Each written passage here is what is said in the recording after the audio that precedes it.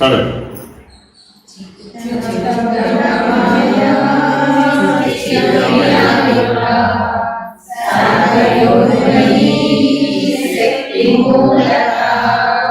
అసలే నాకు శక్తి బాగా తక్కువ ఉందనుకో.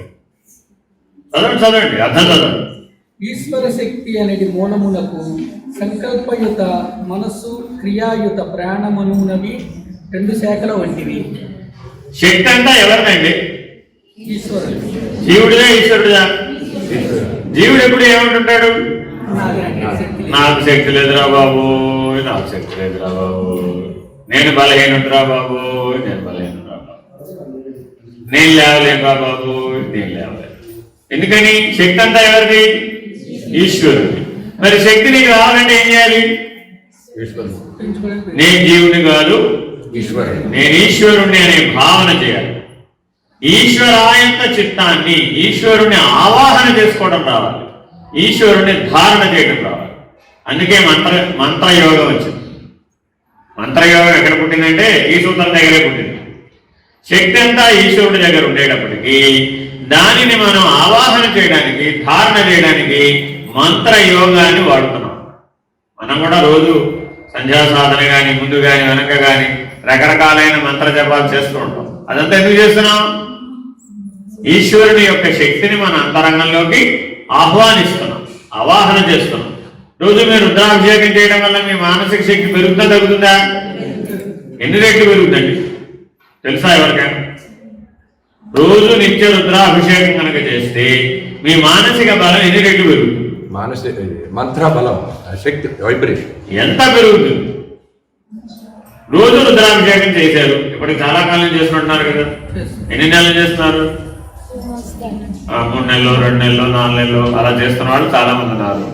ఇన్ని నెలల నుంచి చేయడం వల్ల మీ మానసిక శక్తి అంతకు ముందు కంటే, చేయక ముందు కంటే చేసిన తర్వాత ఎన్ని రెట్లు పెరుగుతుంది? ప్రమాణం లేదు, బలం లేకపోతే. శక్తిని కొలిచే సాధనం లేదు మన దగ్గర, అంతేనా కాదు? మీ ఇంట్లో బంగారం అంటుంది 10 కిలోలు ఉందా? 10 గ్రాములు అంటే 10 కిలోలు ఉందంటారేంటండి? అది మాత్రం స్పష్టంగా తెలిసే, కానీ నీలో శక్తి ఎంత ఉందంటే మాత్రం చూడండి. మన గురించి మనకు తెలియదని చెప్పడానికి ఈ ఒక్క ప్రమాణం చాలు. స్వరూప జ్ఞానం లేదని చెప్పడానికి ఈ ఒక్క ప్రమాణం చాలు. కాబట్టి జాగరూకుడవై ఏం చేయాలంటే ఇప్పుడు 12వ మళ్ళా చదవండి.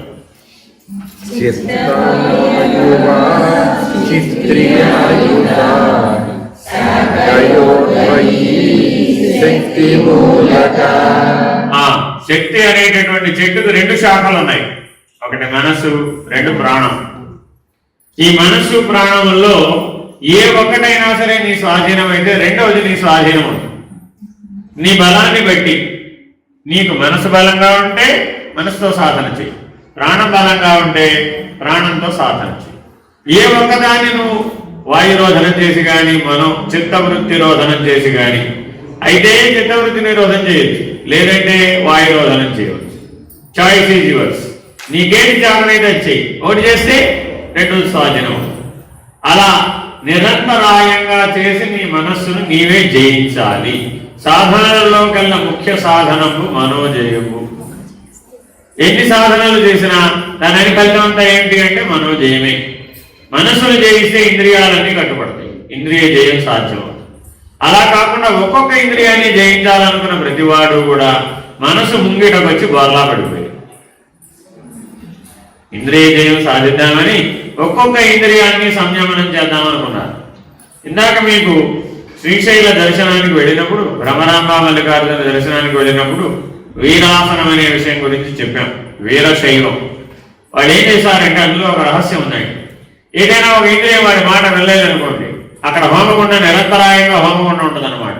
తెచ్చి ఆ ఇంద్రియాన్ని కత్తితో ఖండిత అందులో వేసేస్తారు. ఏ ఇంద్రియమైనా సరే వాడి మాట వెళ్ళలేదనుకోండి, కన్ను వాడి మాట వెళ్ళలేదనుకోండి, అలా బీగ అందులో వేసేస్తారు. దీనిని ఖండయోగ సాధన అంటారు. భైరవోపాసనలో భాగంగా ఉంటాయన్నమాట. అయితే ఇప్పుడు మనం అవన్నీ తెలుసుకున్న రాత్రికి భయపడాల్సిన పని లేదు, మనం అవన్నీ చేయలేదు, మన వల్ల అయ్యే పని లేదు. మనకి భయపడడం ఒకటే వచ్చు కానీ ప్రయత్నించడం రాదు. అందుకని మనకి చేతనైన పనులు చేద్దాం.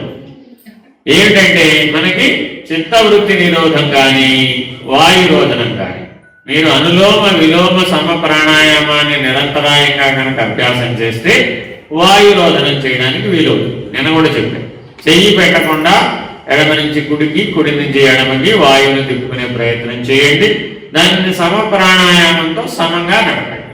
అనులోమ విలోమ సమ ప్రాణాయామాన్ని ఒకేసారి కనుక చేసినట్లయితే వాయురోధనం అనేటటువంటి నైపుణ్యం పట్టుబడుతుంది.